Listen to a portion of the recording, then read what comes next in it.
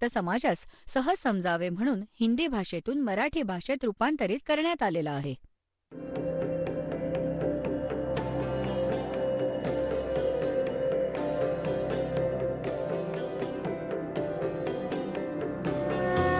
और ज्ञान सब ज्ञान डी कबीर ज्ञान सो ज्ञान और जैसे घोड़ा तोब कायम करता चले मैदान. जगद्गुरु तत्वदर्शी संत रामपालजी महाराजांचे अमृत वचन सर्व पवित्र धर्मांच्या व पवित्र शास्त्रांच्या आधारावर. जो वह प्राण व सूर्य मंडलात पुरुष म्हणजे पूर्ण परमात्मा आहे, यांच्याच शब्दात आपल्याला पुरुषचा अर्थ बघायचा आहे. पुरुष म्हणजे पूर्ण परमात्मा आहे. वह परोक्ष रूप, तो तर परोक्ष आहे. याने अनुवाद थोडासा उलटसुलट केलाय. मग हे म्हणतो अहम मी, तो तर परमात्मा गुप्त आहे. तो तर पूर्ण परमात्मा तर परोक्ष आहे, गुप्त आहे. आणि अहम मी खम आकाश तुल्यत्या, आकाशाच्या ब्रह्मलोक, आकाशरूपी ब्रह्मलोकात ब्रह्म, ब्रह्मचा अर्थ बघायचा. सगळ्यांचे गुण कर्म स्वरूप करून अधिक आहे. याने म्हटले की मी ब्रह्म आहे. ब्रह्म म्हणजे ब्रह्म, मी ब्रह्म आहे. आणि ओम, सगळ्यांचा रक्षक जो मी, त्याचे ओम असे नाव जाणा. ओम हा अर्थ असा आहे की तो ब्रह्म आहे, तो ब्रह्म तर मी आहे. आणि खम म्हणजे दिव्य आकाशरूपी ब्रह्मलोकात मी राहतो, माझे ओम नाम आहे. आणि तो परमात्मा, पूर्ण परमात्मा पुरुष तर गुप्त आहे. त्याची माहिती याने सांगून ठेवली होती की तत्वदर्शी संताला विचार. तर इथे पुरुष म्हणजे पूर्ण परमात्मा. आता त्यांच्याच शब्दांनी स्पष्ट करीन. ज्यांनी इतका गोलमाल केला होता समोर येईल. हे बघा, आता यजुर्वेद ठेवला, ऋग्वेद आम्ही उचलला. हे बघा, हे तेच प्रकाशक आहेत याचे, सार्वदेशिक आर्य प्रतिनिधी सभा. हे तेच त्यांचे अनुवाद करता, हे इथून छापले आहे. आता याच्या आपण प्रथम मंडलाच्या 9 मंडलाच्या आता आपण 7व्या श्लोकावर आलो आहोत. ऋग्वेद मंडल नंबर 9 सूक्त 1. आता 6 पर्यंत याने परमात्म्याचा महिमा सुरू केला होता. इथे 7व्यात याने तम म्हणजे त्या पुरुषाला, इथे लिहायला हवे होते त्या पूर्ण परमात्म्याला, तम त्या पूर्ण परमात्म्याला ज्ञान यज्ञ चांगल्या प्रकारे, मग इथे वाचा. 8व्यात याने परत केले तम त्या पुरुषाला, त्या पूर्ण परमात्म्याला, पुरुष म्हणजे पूर्ण परमात्मा सिद्ध केले आहे दासाने. उग्रगती प्रेरणा देतात, म्हणजे जेव्हा संसारात हाहाकार माजतो, याने प्रेरित होऊन तो परमात्मा इथे प्रकट होतो. हे आपले सगळे सद्ग्रंथ सांगतात आणि हे गीता पण सांगते, वेद सांगत आहेत. हे बघा, हे गोंधळू पाहत होते पण गोंधळून गेलो नाही. आता आपण शिक्षित झालो. त्या पूर्ण परमात्म्याला हे समजा, पुरुषाच्या जागी पूर्ण परमात्म्याला उग्रगती म्हणजे भयंकर परिस्थिती प्रेरणा देतात. आणि भासमान शरीराला तो पूर्ण परमात्मा प्राप्त होतो. पुरुष म्हणजे पूर्ण परमात्मा, म्हणजे तो इथून सहशरीर म्हणजे शरीर धारण करून येतो. पुढे बघा, त्याचेच राहिलेले आहे इथे 8व्या श्लोकाचा मंत्राचा. ऋग्वेद मंडल नंबर 9 सूक्त 1 आपण 8वा वाचत आहोत. ज्यात जो शरीर प्राप्त करतो, ज्या 3 प्रकारांनी दुसऱ्यांचे वारण म्हणजे कल्याण करणारा मधुमय शरीर मिळते, तो परमात्मा 3 प्रकारच्या शरीराने आपली देखभाल करतो. आणि जेव्हा उग्रगती प्रेरणा देतात, तेव्हा तो परमात्मा इथे एक सुंदर शरीर प्राप्त करून प्रकट होतो. पुढे बघा, 9व्यात क्लिअर होते. ऋग्वेद मंडल नंबर 9 सूक्त 1 चा मंत्र. 8 आपण वाचला, आता 9वा बघा. हा 9वा श्लोक मंत्र आहे. अभि इमम अधन्या उत्शृणंती धेनवः शिशुम. हे शिशुम लिहिले आहे, शिशुरूप धारण. सोम, सोम इंद्राय पातवे यांच्याच शब्दात अनुवाद वाचूया. इमम म्हणजे या किंवा त्या, सोम म्हणजे परमात्मा पूर्ण पुरुषाला, त्या पूर्ण परमात्म्याला. सोम म्हणजे हे वाचले यांच्या शब्दात सोम म्हणजे पण परमात्मा लिहिलंय इथे बघा पहिल्या मंत्रात की सोम म्हणजे परमात्मा. हे बघा परमात्मन. तर आम्ही तुम्हाला अशा प्रकारे दास सिद्ध करेल की अडाण्यातला अडाणी जर थोडंसं पण अक्षरज्ञान जाणत असेल लगेच समजेल यांच्या हेराफेरीला आणि सत्य समोर येईल. हे बघा आता आपण आलो ऋग्वेद मंडल नंबर 9 सूक्त मंत्र 9 वर सूक्त 1च्या मंत्र 9 वर. इमम म्हणजे सोम म्हणजे त्या परमात्म्याला, पुरुष म्हणजे पूर्ण परमात्मा समजू आपण, याने पण आपण सिद्ध करू केलंच आहे. त्या पूर्ण परमात्म्याला शिशुम कुमार अवस्थेतच सर्व प्रकारे अधन्या अधन्या धेनवहा म्हणजे गायी. अहिंसनीय काय होतं? अधन्या म्हणजे विना धनाई, अभि म्हणजे पूर्ण रूपाने. अधन्याचा अर्थ आहे जी बैलाने सांडाने टच पण नाही केले आहे, कुमारी. आता असे हरियाणात आपल्या गायीला जिने गर्भधारण नाही केलेला तर तिला म्हणतात ही विनाधनाई आहे, अधन्या विनाधनाई. याचप्रमाणे हे वेद सांगत आहेत की अधन्या धेनवाहा श्रीणंती. अधन्या म्हणजे पूर्ण रूपाने जिला सांडने बैलाने टच पण नाही केलेलं, त्या गायींच्या द्वारे त्या नवजात शिशुरूपात प्रकट परमात्म्याच्या पालन पोषणाची लीला होते. त्या गायी परमात्म्याला तृप्त करतात. वेद सांगत आहे बघा. त्या सौम्य स्वभावाच्या परमात्म्याला, पुरुषाला, परमात्म्याला जो शिशुरूप धारण करून प्रकट होतो, याचा अर्थ हा होतो असा. आणि सर्व प्रकारे अधन्या म्हणजे कुमारी गाय, धेनवहा म्हणजे गायी तृप्त करतात. या इंजिनियर्सच्याच अनुवादात सिद्ध झाले की त्या परमात्म्याला जो शिशुरूप धारण करून इथे प्रकट होतो लीलामय शरीरात, जो 3 प्रकारे आपली इथे देखभाल करतो. एकतर वरती राहतो तेव्हा एकदम तेजोमय शरीर धारण करतो, इथे येतो हलके तेजपुंज शरीर धारण करतो. त्यामध्ये पण 2 प्रकार आहेत इथे जेव्हा येतो. एकतर असे शिशुरूप धारण करून प्रत्येक युगात प्रारंभी एक लीला करतात. त्यानंतर मग तिसरा जो प्रकार आहे तो कधीही कुठेही एक जिंदा महात्मा किंवा ऋषी किंवा साधू संताचे रूप घेऊन कुठेही प्रकट होऊन आपल्या भक्तांना आशीर्वाद देतात, त्यांना भक्ती मार्गावर आणतात, त्यांच्या संकटांना पण दूर करतात.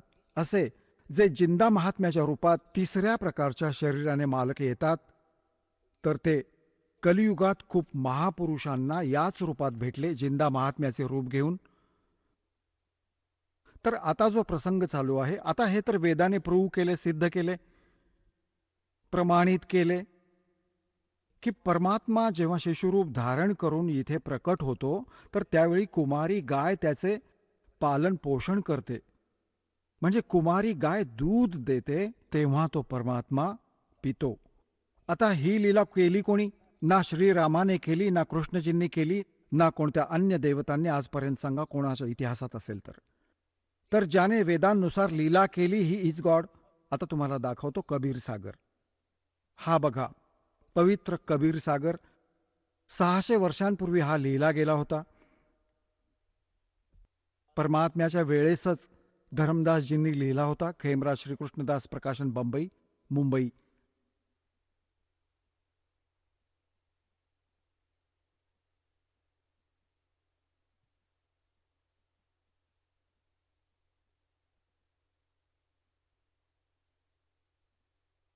हे बघा याचा कोण अनुवादक आहे?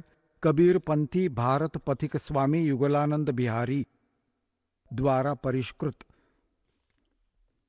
मुद्रक एवं प्रकाशक आहेत खेमराज श्रीकृष्णदास. अध्यक्ष श्री वेंकटेश्वर प्रेस, खेमराज श्रीकृष्णदास मार्ग, मुंबई. हा ज्ञानसागर आहे. यात चॅप्टर आहे ज्याच्या आपण 73व्या पृष्ठावर थोडेसे बघूया. कारण की यात थोडेसे जे कबीरपंथी, जे 12 नकली कबीरपंथी झाले आहेत, परमात्मा गेल्यानंतर तर त्यांनी यात थोडेफार आपल्या नकळत काही फेरबदल केले आहेत, तरी पण सत्यता राहिली आहे. बघा, यात आहे 73वे पृष्ठ, वाचूया. कबीर सागर. शंकर, इथे शंकर वचन.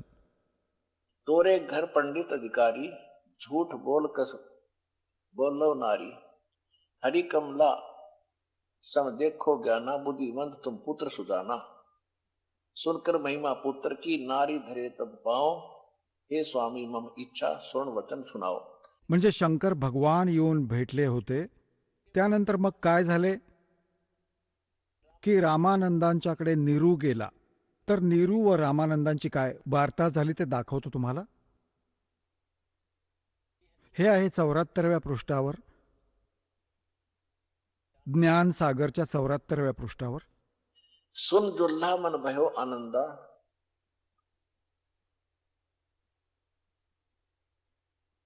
जिमी चकोर पाया निश्चंदा, ले सुत चले हरस मन कीन्या, मुलाला घेऊन घरी आले. अर्थात सोपुन असबोल ही दीना. सुत काशी को ले चले, देखन लोग देखन ते आव, काशीमध्ये घेऊन आले. जनता बघायला जात आहे, येत आहे. और अन्न पानी खावे नहीं, बख्शे नहीं, अर्दुल्ला सोब जनावे. आता काय सांगत आहेत की ते काही खाणे पिणे नव्हते करत, त्यामुळे तो विणकर नीरू दुःखी झाला होता. तब जो लामन कीन तिवाना, रामानंद सो कही उत्पाना, ले सुत मैं सुत पायो बड़ो गुणवंता, कारण कौन बखे नहीं संता. रामानंद ध्यान तब धारा, जुल्ला सो तब वचन उचारा, पूर्व जन्म ते ब्राह्मण जाति, हर सेवा कीनी भली भांति, कुछ तो सेवा हर की चूका, अर्थात ते भयो जुल्हा का रूपा. प्रभु प्रीति प्रभु गह तोर लीनी, ताते उद्धान में सुत तो दीना. आता काय सांगत आहेत रामानंदजी आणि नीरूची चर्चा चालू आहे. तर रामानंदजी सांगत आहेत की रामानंदजी सांगत आहेत की तू पहिल्या जन्मात ब्राह्मण होतास आणि तू काही भगवानाच्या भक्तीत चूक केली होतीस, ज्या कारणाने तू आज एका क्षुद्र जातीत उत्पन्न झाला आहेस. आणि ज्या कारणाने परमात्म्याने तुला कोणती प्रीती विशेष, तुला पूर्वजन्मीचे कोणते प्रेम जाणून, तुझी भावभक्ती बघून या जंगलात तुला एक पुत्र दिला. आता नीरू म्हणतो की हे भगवान, ठीक आहे, मी कोणती चूक केली असेल तर ती गेली गोष्ट, त्याला सोडा. त्याची तर मला शिक्षा मिळाली, परंतु याचा उपाय सांगा की मला एक पुत्र मिळाला आहे आणि हा काही खात पीत नाहीये, याचा कोणता उपाय सांगा. तर काय सांगतात, हे प्रभु जस कीनो तस पायो. मी जसे केले तसे तर मला मिळाले, चूक केली विणकर बनलो. आर्थ हो तो दर्शन आयो. मी संकटाच्या वेळी तुमच्याकडे आलो आहे. रामानंदजींना नीरू म्हणत आहे, सो कहिए उपाय गुसाई, बालक अक्षु दावत कुछ खाई. हा भुकेला बालक काही खाईल असा उपाय सांगा. रामानंद जी अस युक्ति विचारा, तो पुत्र कोई ज्ञानी अवतारा. तव पुत्र, तुमचा जो पुत्र आहे, वो कोई तब सुत कोई ज्ञानी अवतारा. तुझा पुत्र आहे हा कोणी विद्वान पुरुष आहे. और बचिया जाही बैल नहीं लागा, बचिया जाही बैल नहीं लागा, और सोले ठाड करते ही आगा. एक वासरू घेऊन या जिला बैलाने टच नाही केलेले, कुमारी, आणि त्याच्या समोर उभे करा. दूध चले ते थनते, दूध ही धरो छिपाए, और अक्षुतावंत जब होवे तब को देखवाए. ते दूध देईल ती कुमारी गाय, आणि त्या दुधाला लपवून ठेवा, आणि भूक लागली की त्याला पाज. जुल्हा एक बचिया ले आवा, और चलो दूत कोई मरम न पावा. चलो दूत जुल्हा हरसाना, और राख छिपाई कहो नहीं जाना. आता इथे परत काय सांगितलंय, दूध तब पीवत नाम कबीरा, और खेलत संत संग मत धीरा. आणि मग त्या परमात्म्याने कुमारी गायीचे दिलेले दूध प्यायले. आता इथे थोडेसे विचलित झाले, जसे कबीर वाणी, कबीर सागरमध्ये कबीर वाणी एक चॅप्टर आहे. त्यात 136-137 पृष्ठावर परमात्म्याने एक व्याख्या सांगितली आहे की माझ्या जाण्यानंतर धर्मदास 12 पंथ चालतील माझ्या नावाने, काळ चालवेल.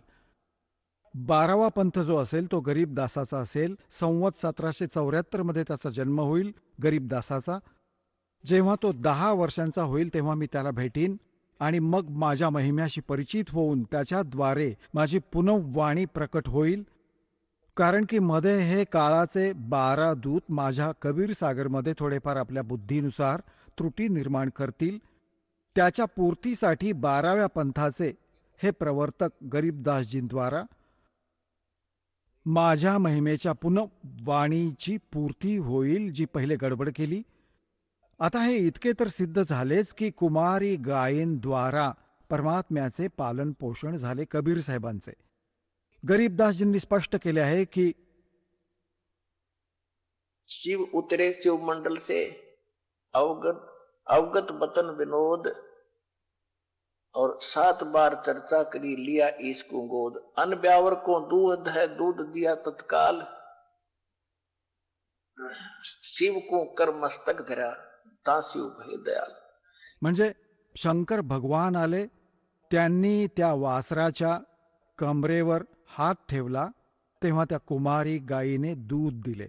अधन्या म्हणजे कुमारी को दूहत है दूध दिया तत्काल. तर सांगायचा भाव हा आहे की जी परमात्म्याने लीला केली कबीर साहेबांनी, ती आज नाही 600 वर्षांपूर्वी लिहिलेलं आहे. आणि वेद आपले 1000 वर्ष लाखो वर्षांपूर्वीचे सांगतात की परमात्मा अशी लीला करतो. तर ही लीला आजपर्यंत कोणी केली आहे का, ज्यांना आपण भगवान मानत होतो? याने सिद्ध झाले की ते भगवान नव्हते. भगवान is Kabir, God is Kabir, Kabir is God. आता बघा, हे तर आपल्या सद्ग्रंथांनी प्रूव्ह केले, मग डोळ्यांनी बघितलेले, हे तर थिअरीने सिद्ध केलं. आता प्रॅक्टिकल.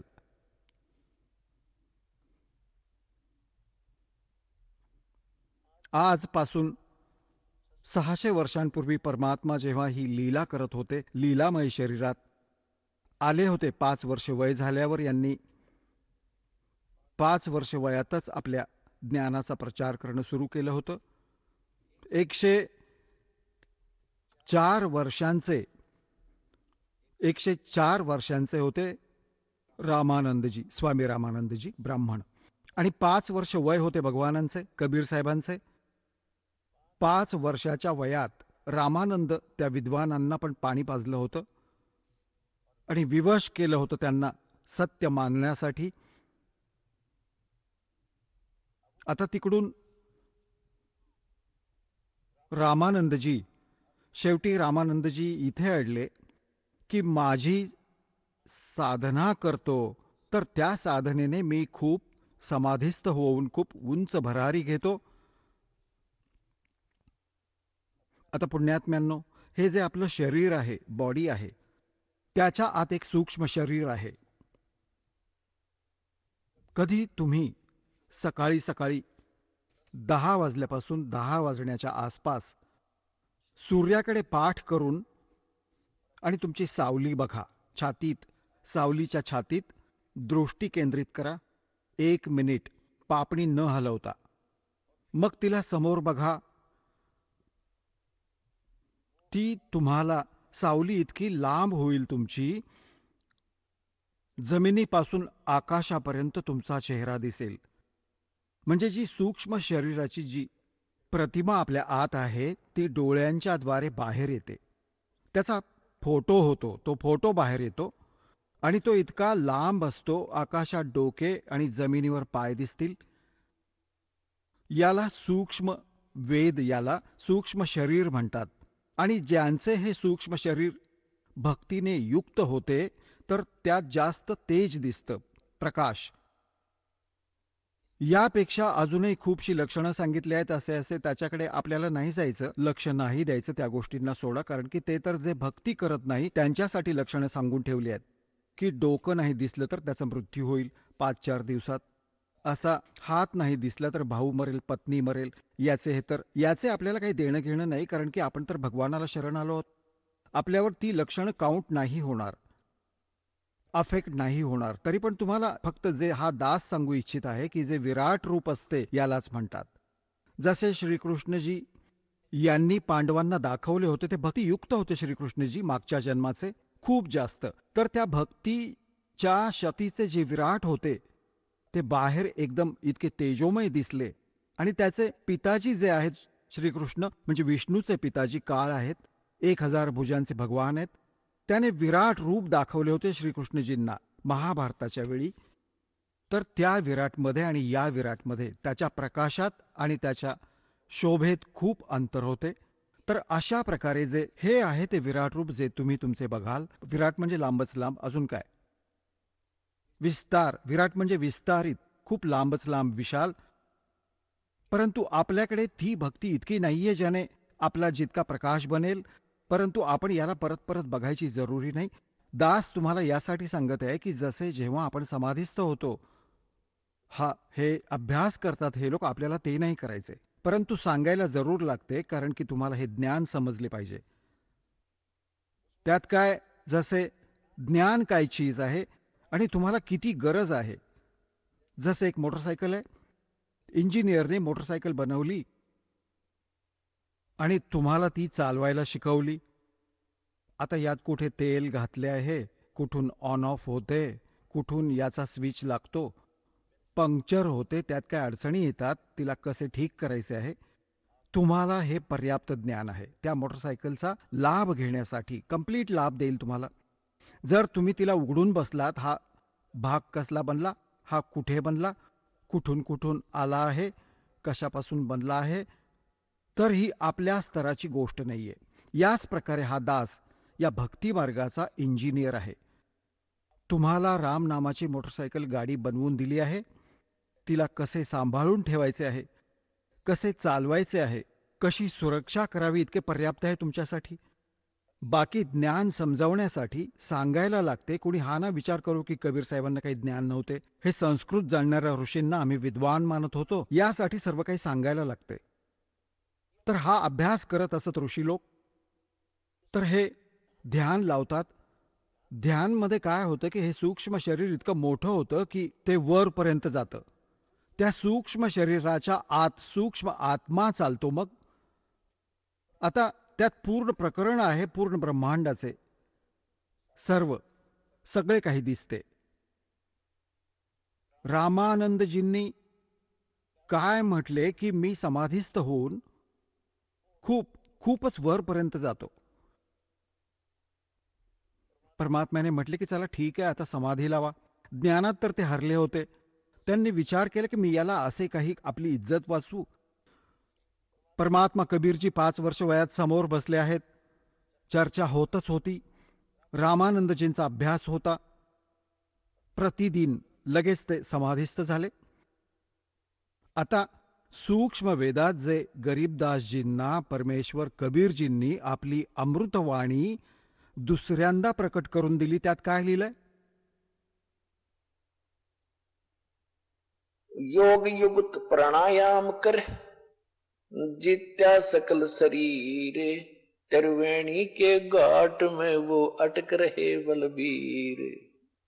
स्वामी रामानंदजी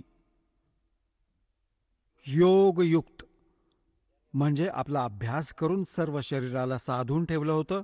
सगळे जेव्हा वर समाधीस्थ होत होते तेव्हा त्रिवेणी, या लोकांना त्रिवेणीची नाही माहिती.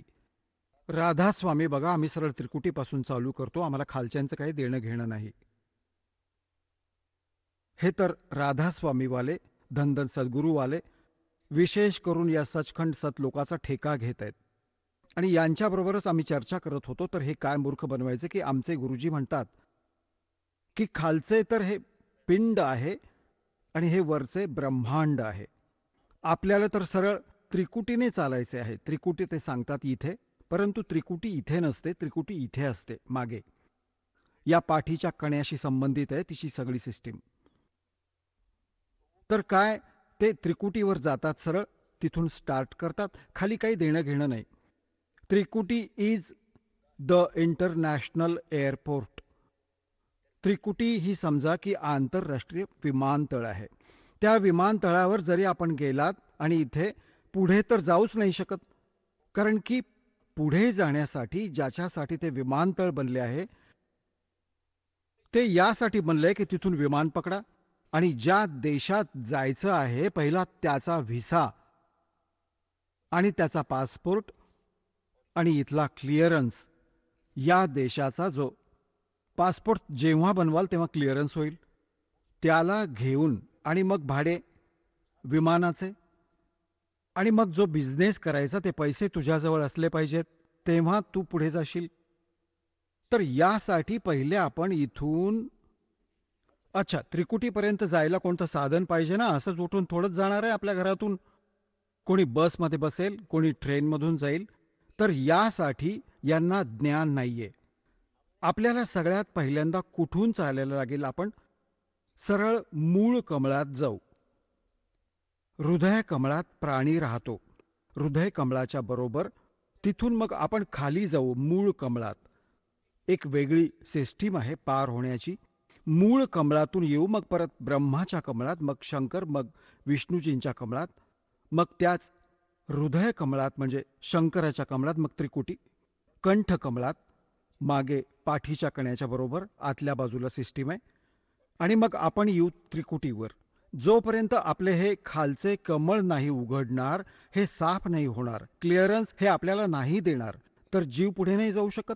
तर यासाठी पण आम्ही तुम्हाला पहिले मंत्र जे देतो 7 मंत्र, त्यातले 5 मंत्र तर याच कमळातून तुम्हाला सोडवणारे, पार करणारे आहेत, फ्री करणारे आहेत. तुमचे नो ड्यूज सर्टिफिकेट तुम्हाला प्रत्येक स्थानावर तयार मिळेल या भक्तीने जी दासाने तुम्हाला दिली आहे.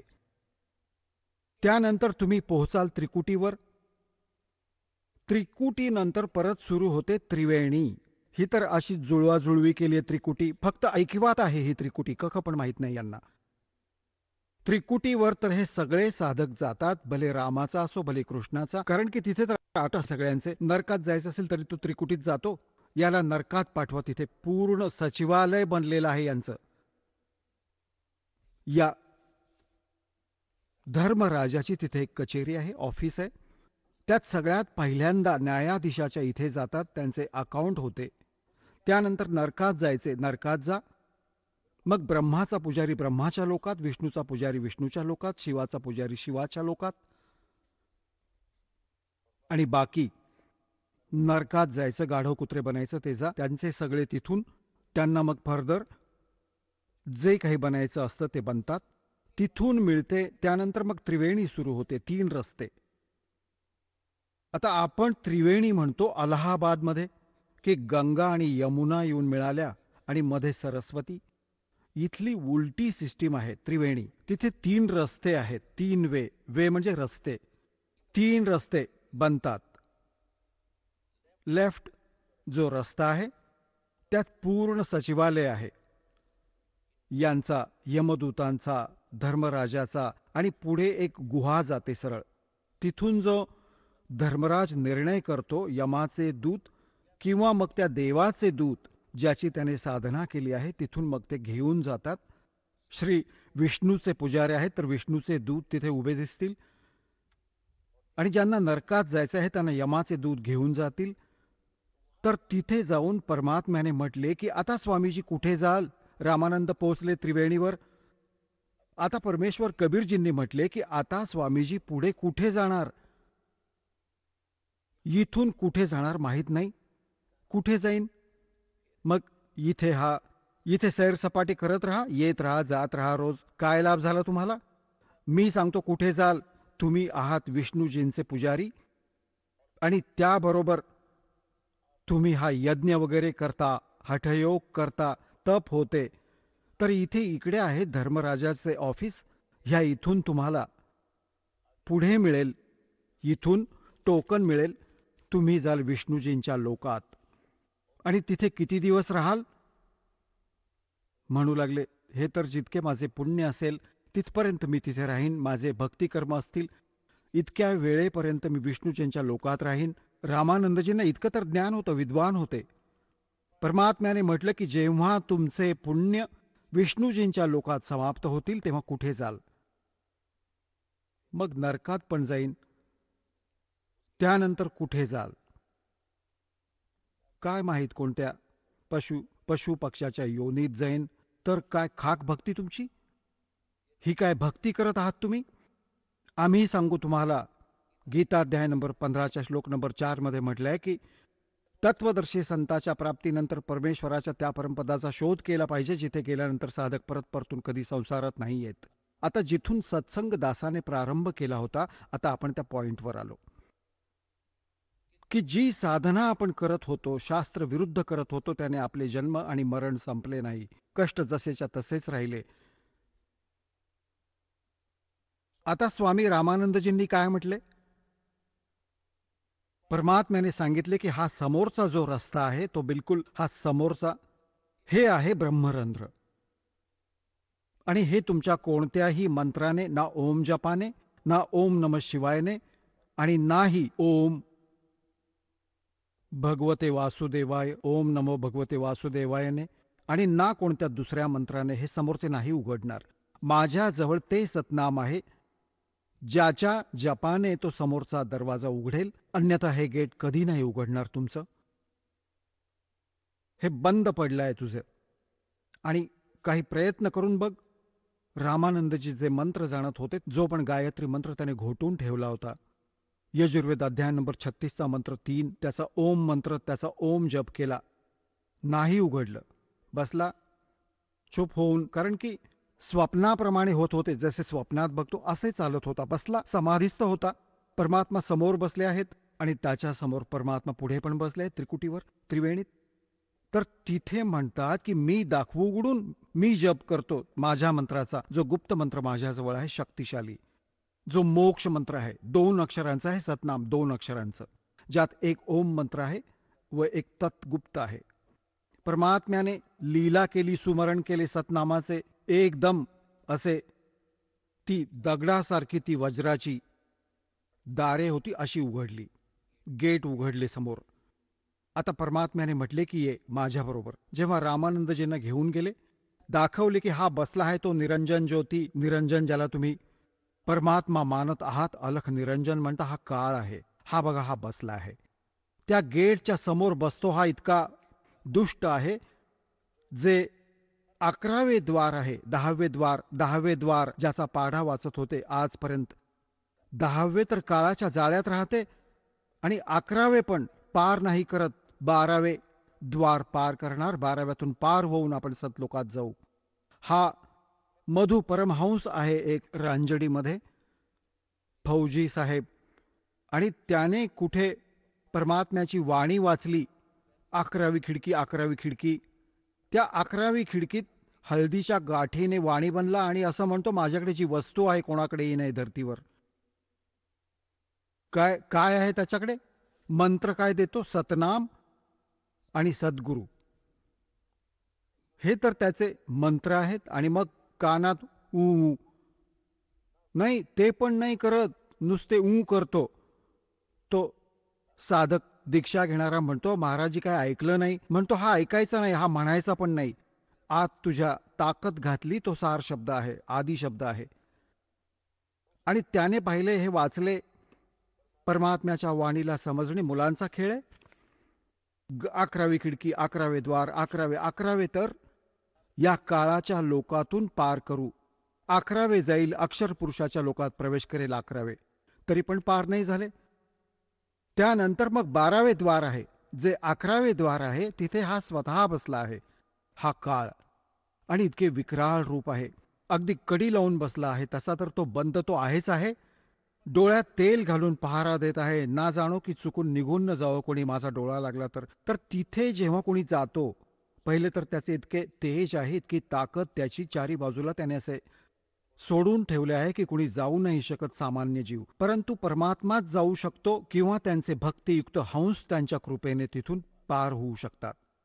तर कबीर साहेब बरोबर घेऊन गेले रामानंदजींना की तो बसलाय बघ कडी लावून 11व्या द्वारावर, तुझा भगवान अलख निरंजन काळ, जो गीता 11व्या अध्यायाच्या 32व्या श्लोकात म्हणतो, मी काळ आहे, सगळ्यांना खाण्यासाठी प्रवर्त झालो आहे, सगळ्यांचा नाश करीन. हा आहे तो, ज्याने तुम्ही, कृष्ण नव्हता तो, कृष्णात हा प्रवेश करून बोलत होता. आता बघितलं त्याचा चेहरा तर रामानंदजी घाबरले. अरे हे तर गजब झाले रे बाबा. इतके मोठे मोठे डोळे आणि विक्राळ चेहरा, लांब दात, विद्रूप कपाळ. परमात्मा म्हणाले, चिंता नको करू, माझ्याकडे तोच मंत्र आहे ज्याने कपाट उघडली होती, ब्रह्मरंध्र उघडले होते. आता याचे म्हणतात, जैसे फनपति मंत्र सुन रखे फन सकोरे, ऐसे मेरे सतनाम से यू काल्यवय मोरे. कबीर साहेब म्हणतात, जसे फणपती म्हणजे सर्पाने, असा सर्पाने फणा काढला आहे डसण्यासाठी, आणि जसे त्याला मंत्र म्हणतो गारुडी, एक मंत्र म्हणतो तर तो विवश होतो, फणा खाली करून पळून जाण्याचा विचार करतो सर्प, अशाच प्रकारे माझ्याकडे या काळरूपी या सर्पाला वश करण्याचं, त्याची मान खाली करण्याचे एक सतनाम आहे. जेव्हा म्हणतात, जैसे फनपति मंत्र सुन रखे फन सकोरे, ऐसे सतनाम, ऐसे मेरे सतनाम से ये काल्यवय मोरे. परमात्म्याने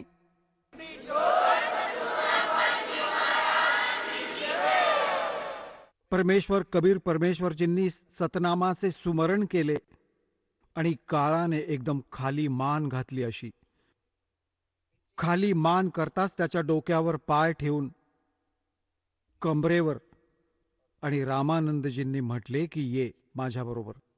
जाताच आत ते गेट उघडले. परमात्मा आणि तो आत्मा बरोबरीने आत गेले. गेट परत बंद झाले. काळ परत सावधान बसला. चला, एक तर गेला, अजून तर नाही जाऊ देणार. हा तर असा आकडलाय पूर्ण. आता 11वं द्वार जे पार केलं तो अक्षर पुरुषाचा लोक आहे. 7 शंख ब्रह्मांडाचे क्षेत्र आहे. त्याला पार करून मग येते 12वे द्वार, आणि 12वे द्वार पार करून मग येतो सतलोक, जिथे गेल्यानंतर परत परतून कधी संसारात नाही येत.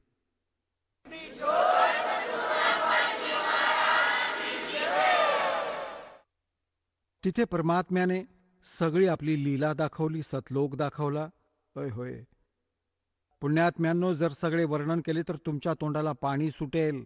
असेच इतका उत्तम आहे, अशी उत्तम व्यवस्था आहे. परंतु अजून तुमच्याकडून भक्ती पण करून घ्यायची आहे. भक्ती करवून मग घेऊन जाऊ. तिथे पोहोचले, तिथे सगळी शोभा बघितली. इतके सुंदर वातावरण, ना गरमी आहे ना थंडी आहे. सुंदर तेजोमय शरीर आहे, तेजोमय एकदम.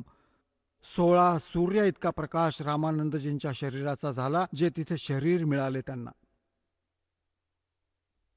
आणि परमात्मा कबीरजींनी जे छोट्या बाळाच्या रूपात त्यांच्याबरोबर जात होते, ते आता दुसऱ्या रूपात पाहिले. घुमटाच्या आत, खूप मोठ्या घुमटात परमात्मा बसले आहेत असे, आणि सिंहासनावर विराजमान आहेत. सुंदर सिंहासन, हिरेपन्नी जडवलेले. डोक्यावर मुकुट आहे मालकाच्या. एका रोम केसात करोड सूर्य मिळवा करोड चंद्रमा इतका प्रकाश. तर ते छोटे बालक, तिथे शरीर लांब लांब होत जाते. जाताच चांगले लांब, सुंदर वाटते ते लांब शरीर. तिथे परमात्मा एक चौरी ठेवली होती, जसा पांढरा पांढरा केसांसारखा इथे करतात मुले. ती चौरी उचलून परमात्मा कबीरजींनी आणि त्या तेजोमय शरीरावर चौरी ढाळू लागले डोक्यावर. रामानंदजींनी विचार केला, भगवान हा आहे. आणि कबीरजी याचे कोणी नोकर चाकर, इथले कोणी गण गेले असतील. हे कोणी इथले देव असतील या लोकातले. इतक्या तेजोमय शरीर उभे राहिले. 5 वर्षाचा बालक बसला त्या अनंत कोटी ब्रह्मांडाच्या कंट्रोलरच्या सिंहासनावर. आणि चौऱ्या ते तेजोमय शरीर उभ्या उभ्या, म्हणजे दुसरे रूप आपलेच डबल रोल करत होते. करत करत ते चौऱ्या ढाळू लागले. हे रामानंदजी विचार करत आहे, हे काय झाले बाबा? हा कबीर बसला गादीवर, भगवान ज्याला मालिक समजत होतो, हा चौऱ्या ढाळतोय. इतक्यात ते तेजोमय जे मोठे शरीर होते 5 वर्षाच्या बालकात सामावले गेले. एकटे कबीर साहेब इतके तेजोमय रूप झाले त्यांचे, आणि चौऱ्या आपोआप फिरत आहेत डोक्यावर. जेव्हा पाहिले रामानंदजीने, अरे हे तर गजब झाले. हा तर भगवान स्वतः, हाच तर आहे मालक.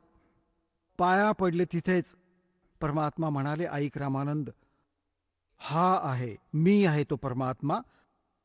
आणि जो मला इथे बघेल तो मला भगवान मानेल आणि संसार तर मला धाणक विणकरच जाणत आहे. आता तुम्ही परत जा. एकदम असे केले. एकदम परत आला रामानंदांचा आत्मा. असे झटकून उठले.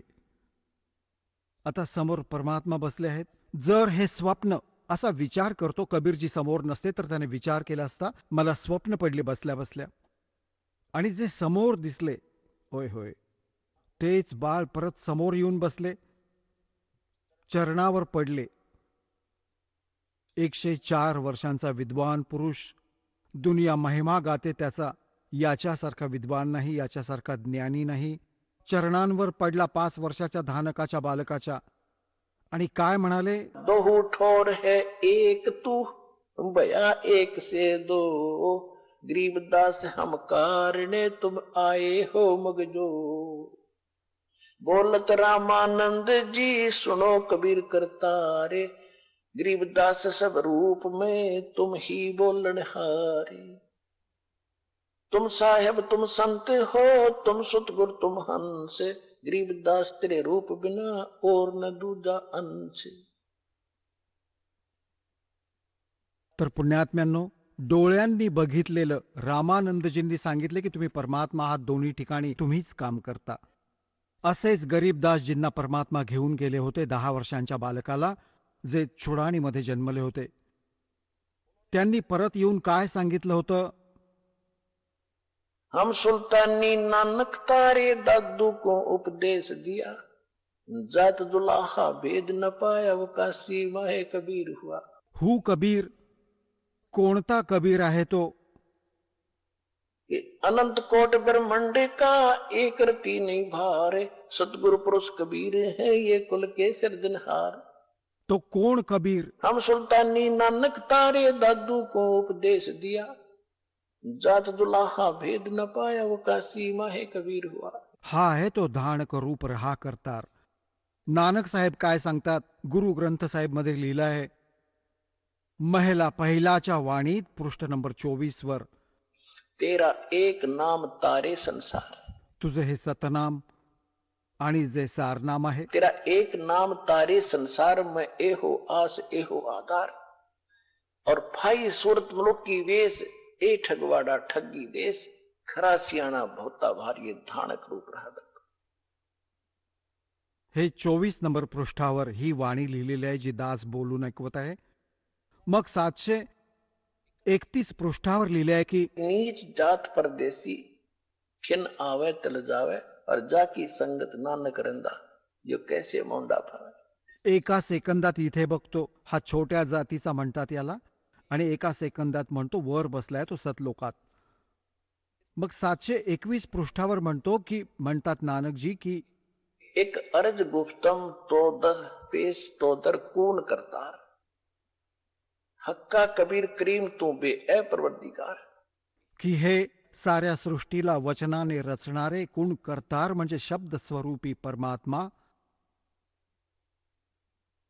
हे हक्का कबीर तिथे स्पष्ट लिहिलं आहे, हे सत कबीर. आणि बेऐब परवरदिगार, तुम्ही निर्विकार परमात्मा आहात.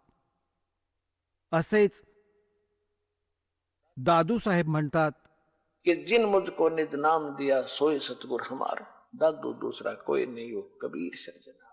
तर दादू साहेबांना पण परमात्मा भेटले होते जिंदा महात्म्याच्या रूपात.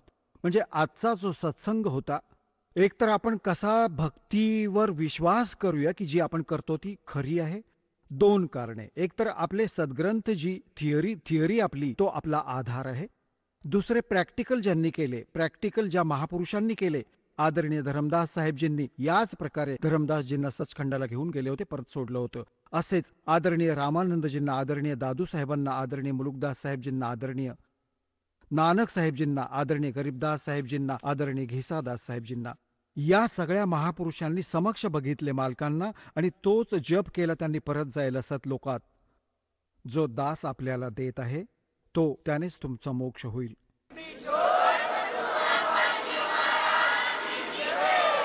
आणि दुसरे हे होते की परमात्म्याला निराकार सांगत होते, तुमच्या समोर सिद्ध केले. वेद सांगतात ज्या 3 प्रकारे मनुष्य सदृश शरीर आहे, त्याचे 3 प्रकारांनी शरीराची लीला करतो. एका रूपात सदलोकात बसला आहे, तो इथे येतो, शिशुरूप धारण करतो.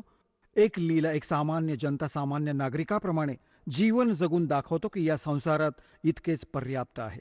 खूप पैशाच्या मागे नका पडू, भक्ती करून पिच्छा सोडवा.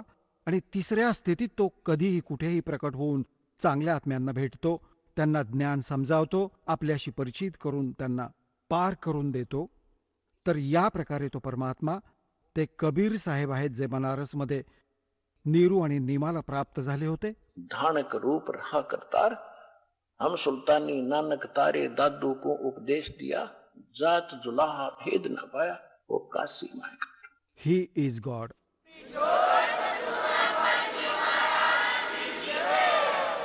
चला आता आपण त्या श्रद्धाळूंचे अनुभव जाणून घेऊयात, ज्यांनी जगद्गुरू तत्वदर्शी संत रामपालजी महाराजांकडून दीक्षा प्राप्त केलेली आहे, तसेच त्यांच्याद्वारा सांगितलेल्या भक्ती मार्गावर चालत आहेत. नमस्कार सतसाहेब. आपलं नाव सुधाकर दास बंसी बावके. आपण कुठून आलात? मुक्काम पोस्ट साकुरी, तालुका राहता, जिल्हा अहमदनगर, महाराष्ट्र. आपला व्यवसाय काय आहे? या दासाचा व्यवसाय शेती हा आहे. संत रामपालजी महाराजांची गुरुदीक्षा आपण कधी घेतली? 18 जून 2013. संत रामपालजी महाराजांची गुरुदीक्षा घेण्या अगोदर आपण व आपला परिवार कोणती भक्ती साधना करत होतात? संत रामपालजी महाराजांची गुरुदीक्षा घेण्या अगोदर हा दास वारकरी संप्रदायामध्ये जवळजवळ 20 वर्ष सेवा केली. त्यात सर्व ग्रंथाचं पारायण, आळंदीला जाऊन ज्ञानेश्वरी पारायण, पैठणला जाऊन एकनाथी भागवत यांचं पारायण, कीर्तन, भजन हे सर्व काही केलं आणि भगवद्गीतेचा पाठ करीत होतो. आणि याच्यात सर्व रमता प्रथम वारकरी संप्रदायाचे गुरु त्यांनी मला रामकृष्ण हरी हा मंत्र दिला. त्यानंतर मी आनंद संप्रदाय या संप्रदायात जोडले गेलो आणि त्यामध्ये रामनाथ महाराज खैरनार यांच्याकडून गुरुदीक्षा घेतली. तर त्यात मला जो मंत्र दिला गेला तो ओम सोम परब्रह्मणे नमः, त्यामध्ये 2 टेज होत्या. आणि दुसऱ्या मंत्राला जो सोम मंत्र दिला त्यामध्ये स्व बाहेर सोडणे आणि हम आत घेणे. पण असं वाटलं का परमेश्वर अजून कुठंतरी आहे. तर त्या शोधात परत मी कर्मकांडामध्ये स्वामी समर्थ या मार्गात जोडल्या गेलो. त्यामध्ये मी सर्व कर्मकांड करू लागलो आणि त्यामध्ये सुद्धा सर्व काही कर्मकांड केले. पूजा, सर्व सत्यनारायण, वास्तुशांती, नवचिन सर्व काही केले. आणि हे सर्व करत असताना स्वतःचं एकदम तपश्चर्याने केली का जेणेकरून आपली भक्ती दृढ, आपण पूर्ण परमेश्वर काय असं वाटायचं का आपण ही भक्ती करतो म्हणजे आपण पूर्ण परमेश्वराला भेटू, या दृष्टीनेच या दासाचा अट्टहास राहायचा.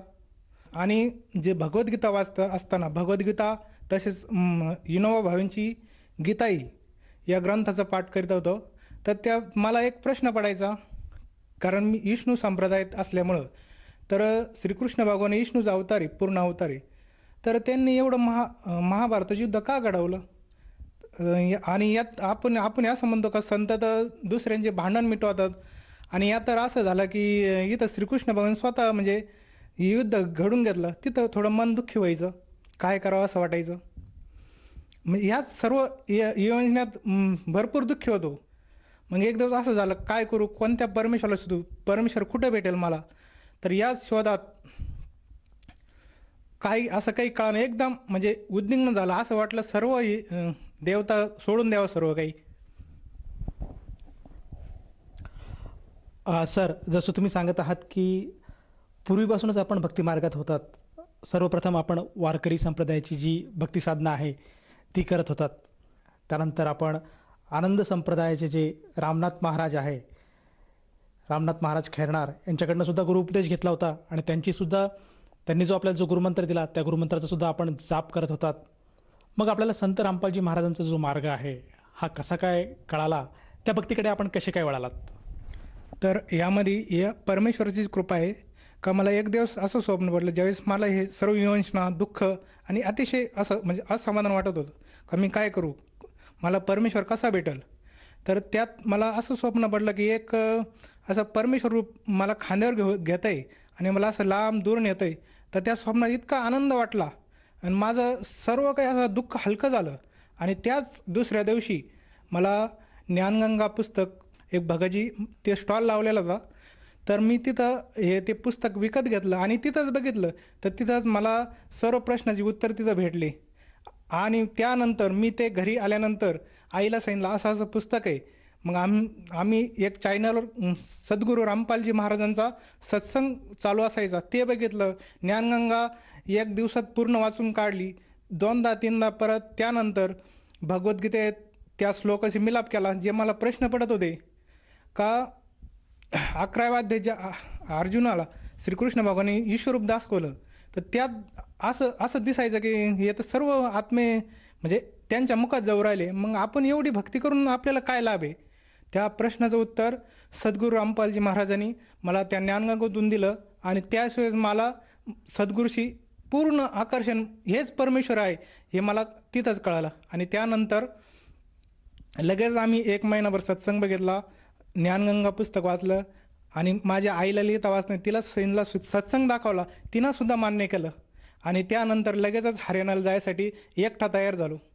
आणि परमेश्वराने एक जोडीदार देऊन मला परमेश्वर चरणी या सद्गुरू रामपालजी महाराजांनी ही नामदीक्षा दिली आणि माझ्यावर कृपा केली. सर, जसं तुम्ही सांगत आहात की जेव्हा आपण संत रामपालजी महाराजांचा जो ज्ञानगंगा हा ग्रंथ वाचला, त्याचप्रमाणे त्यांचे जे सत्संग बघितले, त्यानंतर असं आपल्याला बोध झाला की संत रामपालजी महाराज हेच तत्वदर्शी संत आहेत आणि हेच यथार्थ भक्ती देतात. तर त्या अनुषंगाने आपण त्यांच्या आश्रमात जाऊन संत रामपालजी महाराजांची गुरुदीक्षासुद्धा घेतली. तर मला असं विचारायचं आहे की जेव्हा आपण संत रामपालजी महाराजांचा मार्ग स्वीकारला आणि त्यांच्या भक्तिमार्गावर आपण चाललात, त्यानंतर आपल्याला व आपल्या परिवाराला काय काय लाभ प्राप्त झालेत? सर, ज्यावेळेस मी नामदीक्षा घेण्यासाठी गेलो होतो, तर त्यावेळेस आमचा शेती हा व्यवसाय आहे. तर त्या शेतीमध्ये काहीच नव्हतं. पण तिथून आल्यानंतर नामदीक्षा घेतल्यानंतर ती शेती हळूहळू भरभराटीस येऊ लागली. आणि जिथं आम्हाला पैशाची गरज पडायची तिथंच आमचे सद्गुरू रामपालजी महाराज आम्हाला ती पूर्ण पूर्तता करायची. असं शेतीतून असे अनेक अनुभव. आणि हे तर झाले शेतीचे, पण आमची आई का तिला जवळजवळ बरेच 15-20 वर्षापासून मणक्याचा त्रास होता. दोन्ही हाताला मुंग्या यायच्या, डोक्याला मुंग्या यायच्या, रात्र झोप नाही. आणि 32 वर्षापासून जे मिसरी लावत्या, म्हणजे तंबाखू बोलतो आपण त्यांना, तर ते मिसरी लावण्याचं व्यसन होतं. ते काही केल्या सुटत नव्हतं. पण ज्यावेळेस आईने हा सत्संग बघितला, आईला मी समजून सांगितले असं ज्ञान आहे, आईने सुद्धा मानेल खरंच हा खरा परमेश्वर आहे. आणि आईला घेऊन सुद्धा मी सद्गुरू रामपालजी महाराज यांच्याकडे जाऊन नामदीक्षा दिली. तर त्यानंतर हे जे आईला मणक्याचा त्रास होता, रात्र झोप येत नव्हती, तर ती सगळी मणक्याचा त्रास गेला आणि सर्व काही मणक्याचा त्रास गेला, हाताच्या मुंग्या गेला. आणि आईला भरपूर व्यवस्थित झोप येते आणि माझ्याबरोबर शेतीचं काम सर्व काही करते. हा लाभ परमेश्वराने दिला. तसंच जे 2 मुलं आहे त्यांना सुद्धा ही नामदीक्षा दिलेली आहे. कारण ज्यावेळेस सद्गुरू रामपालजी महाराजांचं खरं ज्ञान मला कळलं, त्यावेळेस तर माझ्या जन्माचं खरं सार्थक झालं. आणि खरं धन तर तेच भेटलं, भक्तिधन हे मोठं धन आहे. ते मला म्हणजे पूर्ण म्हणजे सद्गुरूचे किती कोटी धन्यवाद करावं हे माझ्या मुखातून सांगू शकत नाही मी. तर असे सद्गुरू रामपालजी महाराजांनी जी कृपा केली माझ्यावर, तर माझे जे 2 मुलं आहे, पण ज्यावेळेस सद्गुरू रामपालजी महाराजांनी सांगितलं की तुम्ही हे जे परमेश्वरचे लेकरं यांना सुद्धा तुम्ही नामदीक्षा द्या, तर ज्यावेळेस तुम्ही ह्या लेकरांना मुलांना नामदीक्षा देशाल, त्यावेळेस मी माझ्या तळहाताच्या फोडाप्रमाणे ह्या मुलांना सांभाळीन, असं सद्गुरूचं ब्रीद वाक्य ज्यावेळेस मला कळलं, तर त्यावेळेस मी कोणत्याही गोष्टी विलंब न करता त्यांना सुद्धा सद्गुरू रामपालजी महाराजांनी नामदीक्षा दिली. तर त्याचा अनुभव असा आहे, कारण जे 2 मुलं आहे आज इंग्लिश मिडियममध्ये शिकत होते, तिथे मी 9-10 हजार एकच भरीत होतो, ते आज मुलं मोफत इंग्लिश मिडियममध्ये शिकतात. अजून कोणती कृपा सद्गुरू रामपालजी महाराजांनी करावी हे माझे शब्द नाही मला सांगण्यासाठी. तसंच आमचा शेतीचा व्यवसाय आहे आणि त्यात आमचा भाजीपाल्याचा व्यवसाय असतो. तर आम्ही भाजीपाला निघाला म्हणजे हा बाजार, त्या गावचा बाजार, तसंच एक बाजार आहे कोपरगाव ठिकाणी, तिथं गेलो असता आणि आई माझ्याबरोबर असायची.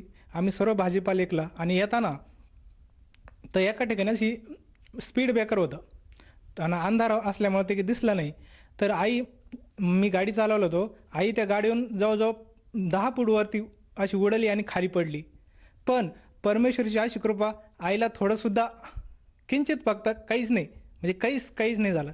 तर सद्गुरू रामपालजी महाराज क्षणोक्षणी आमची काळजी घेतात आणि तेच पूर्ण परमेश्वर आणि खरा परमेश्वर तोच आहे.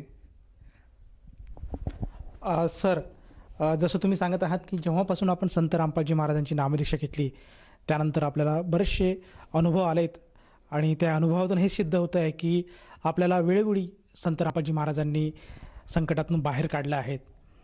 मला असं विचारायचं की आपण एक शेतकरी व्यवसायातून येत आहेत आणि शेतकरी असताना संत रामपालजी महाराजांची नामदीक्षा घेण्याअगोदर जो आपला शेतीचा जो उपक्रम होता किंवा जो व्यवसाय होता त्यावेळेसची शेतीची जी आपली स्थिती होती त्यामध्ये आणि आत्ता संत रामपालजी महाराजांच्या मार्गात आल्यानंतर यामध्ये काही फरक आहे का? भरपूर काही फरक आहे. आणि जिथं उत्पन्न कधी भेटत नव्हतं ते आता भरपूर उत्पन्न भेटतं आणि अजूनही त्या शेतीमध्ये परमेश्वराच्या कृपाने असं पुढचं नियोजन झालं का शेती मी ती आधुनिक करू राहिलो आणि त्याच्यामुळं परमेश्वर सर्व काही माझ्याकडून भक्ती करून घेणार सर्व काही. आणि मला परमेश्वर पूर्ण विश्वास आहे का पूर्ण लाभ परमेश्वराने दिलेला आहे. सर, जसं तुम्ही सांगत आहात की आज संत रामपालजी महाराजांच्या दयेने आपण व आपला परिवार पूर्णपणे सद्भक्तीला लागला आहात आणि पूर्ण कुटुंब आज सद्भक्ती करत आहात. या सद्भक्तीमुळे आपल्याला व आपल्या परिवाराला बरेचसे लाभ प्राप्त होत आहेत. तर ह्या अनुषंगाने आपण आपले जे मित्रपरिवार आहे, आपला जो आप्तेष्ट परिवार आहे, जे नातलग आपले आहेत आणि जो आज आपल्या टी व्ही चॅनल माध्यमातून जो श्रोतावर्ग आज आपल्याला बघत आहेत त्या सर्वांना आपण काय संदेश द्याल? ह्या दासाची एवढीच प्रार्थना आहे की जो भक्तिमार्ग आहे, जो सद्गुरू संत रामपालजी महाराजांनी या जगाला दिला आहे त्याचं सर्वांनी अनुकरण करावं. या भक्तिमार्गात सर्व सुख, पूर्ण मोक्ष आणि खरा आनंद भक्तीचा ह्याच मार्गात आहे आणि हे शास्त्र प्रमाणित ज्ञान आहे आणि तुम्ही सर्व प्रमाण बघून मग या आणि ह्या भक्ती धनाचा लाभ घ्या. हेच या दासाचं विनंती आहे.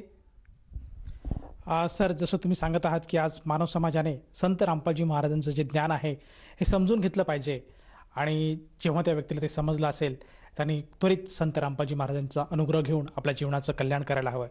तर या अनुषंगाने जर एखाद्या साधकाला जाणवलं की आपण सुद्धा संत रामपालजी महाराजांची सद्भक्ती घेऊन त्यांच्याकडनं लाभ प्राप्त व्हावा तर तो जो साधक आहे त्या साधकाला ही सद्भक्ती किंवा हा गुरुमंत्र कसा काय भेटू शकेल?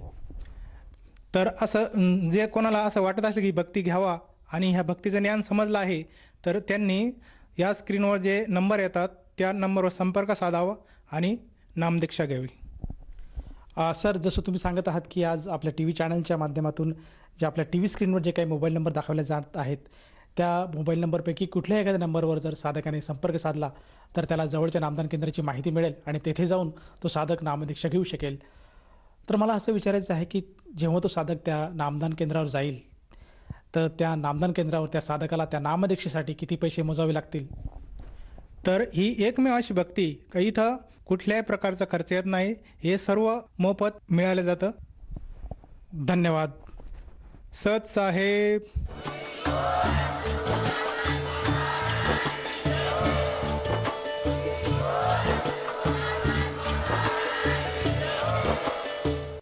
आपण ऐकत होता जगद्गुरु तत्वदर्शी संत रामपालजी महाराजांचे मंगल प्रवचन.